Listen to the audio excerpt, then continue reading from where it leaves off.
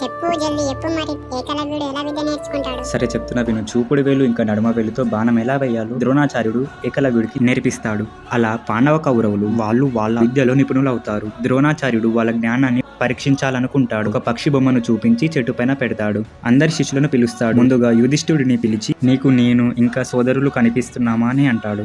అవును కనిపిస్తున్నారు అని యుధిష్ఠిరుడు అంటాడు.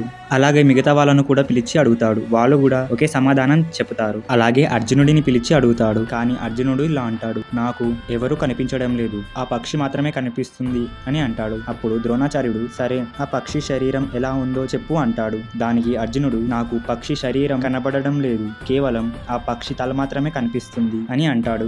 దాంతో ద్రోణాచార్యుడు చాలా సంతోషిస్తాడు. కొన్ని రోజుల తర్వాత ఒక పెద్ద ముసలి ద్రోణాచార్యుడి కాలుని పట్టుకుంది. కానీ ద్రోణాచార్యుడికి ఎలా తప్పించుకోవాలో తెలిసినా కానీ తప్పించుకోడు. శిష్యులారా కాపాడండి కాపాడండి అని అంటాడు. కానీ అందరూ అయోమయంలో ఉంటారు. కానీ అర్జునుడు గురువు గారి మాట పూర్తి కాకముందే ఆ ముసలి తలపై బాణాలతో కొట్టి చంపేస్తాడు. దాంతో ద్రోణాచార్యుడు అర్జునుడికి ఒక శక్తివంతమైన బ్రహ్మాస్త్రాన్ని ఇస్తాడు.